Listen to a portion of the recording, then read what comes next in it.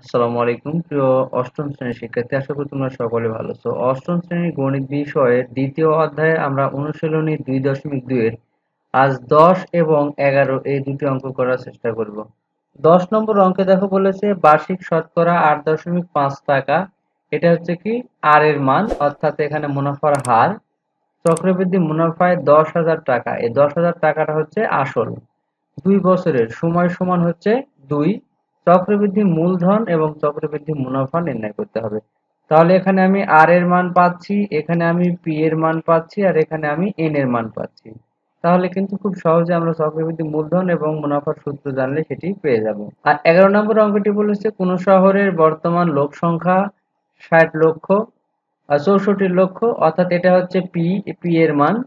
আর শহরটির জনসংখ্যা বৃদ্ধির হার প্রতি হাজারে 25 জন। প্রতি হাজারে জনসংখ্যা বৃদ্ধির হার 25 জন, এখানে হারের কথা বলা হয়েছে। এবং 2 বছর, এটা হচ্ছে সময় হচ্ছে 2 বছর। সহজে লোক সংখ্যা কত হবে সেটা বের করতে হবে। চলো আমরা অঙ্ক দুটি সমাধান করার চেষ্টা করি। তো দেখো প্রথমেই অঙ্কটি এখানে আমরা লিখে নিয়েছি, এটা হচ্ছে পি এর মান, সেটা বলা আছে। আমরা জানি সববৃদ্ধি মূলে মূলধনের সূত্র হচ্ছে C equal P into 1 + r⁴ তাহলে এখানে পি এর মান দেওয়া আছে যে 10,000 টাকা, এখানে আমরা লিখেছি পি সমান 10,000। আর এখানে মুনাফার হার 8.5, এটা সমান সমান পার্সেন্ট করলে আমরা পাবো 8.5/100। সময় দেওয়া আছে এখানে 2 বছর। তাহলে আমরা এই সূত্রে সুয়ের মান বসায় দিলাম, শুধু পি এর মান বসালাম, দেখো সব মান বসিয়েছি। এখন বামে যা আছে তাই থাকলো, ব্র্যাকেটের ভিতরে ক্যালকুলেশন করে আমরা 108.5/100 পেয়েছি। ইন্টু স্কোয়ার, এখানে স্কোয়ার বলতে এখানে এন এর মানটা স্কোয়ার হিসেবে বসেছে।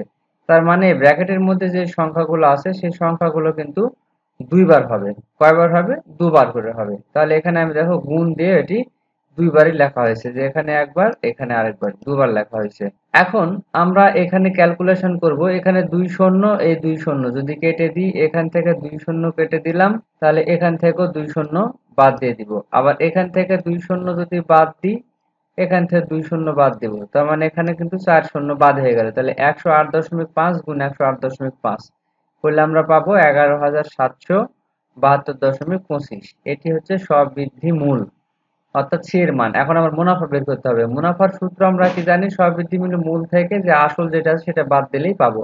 তাহলে আমরা এখানে দেখো মোট মুনাফা সহ যেটা পেয়েছি 11,772.25, আর আমার আসল হচ্ছে 10,000। বাদ দিলে পাবো 1772.25। এটা হচ্ছে মুনাফা আর এটা হচ্ছে আসল, এখানে দেখো লেখা আছে। এটি হচ্ছে উত্তর। এখন আমরা 11 নম্বরটা দেখব। তো দেখো 11 নম্বরেরটা বলা হয়েছে যে এখানে কোন শহরের লোক সংখ্যা, বর্তমান লোক সংখ্যার কথা বলা হয়েছে, সেটা পি সমান 64 লক্ষ এবং জনসংখ্যা বৃদ্ধির হার হাজারে বলেছে। তাহলে 25/1000 গুণ 100, যেহেতু আমাদের শতকরা বের করতে হবে, তাহলে গুণ 100 দিব। 1000-এ দেওয়া আছে, 1000 দিয়ে ভাগ করে 100 দ্বারা গুণ করলে পেয়ে যাব 2.5%। এখন সময় দেওয়া আছে 2 বছর। আমরা সববৃদ্ধি মূল যেটা সূত্র আছে সেই সূত্র বসাবো, সি ইকুয়াল মানে জনসংখ্যা মোট কত হয়েছে বাড়ার পর। সূত্র বসালাম C equal P into 1 + r⁴ n এর মান 2, আর এর মান হচ্ছে 2.5/100। আর এখানে এক তো আছে, 64 লক্ষ এখানে লেখা হয়েছে। এখন দেখো এর ভিতরের এই ভিতরের অংশটুকু ক্যালকুলেশন করে পেয়েছি 102.5/100। এটা দুইবার আছে তাই আমি এখানে দুইবার লেখা হয়েছে। এইবার এই 2 শূন্য, এই 2 শূন্য এখান থেকে বাদ, আবার এখানকার এই 2 শূন্য আর এই 2 শূন্য এখান থেকে বাদ। যদি বাদ দিই তাহলে এখানে থাকে কত, 640। আর এখানে আছে 102.5 গুণ 102.5, এই সবগুলো যখন গুণ করব তখন পাবো আহ এটি 67,24,000। এখানে মান পেলাম কত, 67,24,000। তাহলে ওই শহরের লোক সংখ্যা হবে 67,24,000। আশা করি তোমরা অঙ্ক দুটি বুঝতে পেরেছো। তো প্রিয় শিক্ষার্থী, আশা করি এই অঙ্ক দুটি তোমরা বুঝতে পেরেছো। সামনের টিউটোরিয়ালে আমরা 12 নম্বর অঙ্ক করার চেষ্টা করবো। সে পর্যন্ত সবাই ভালো থাকো, সুস্থ থাকো। আল্লাহ হাফেজ।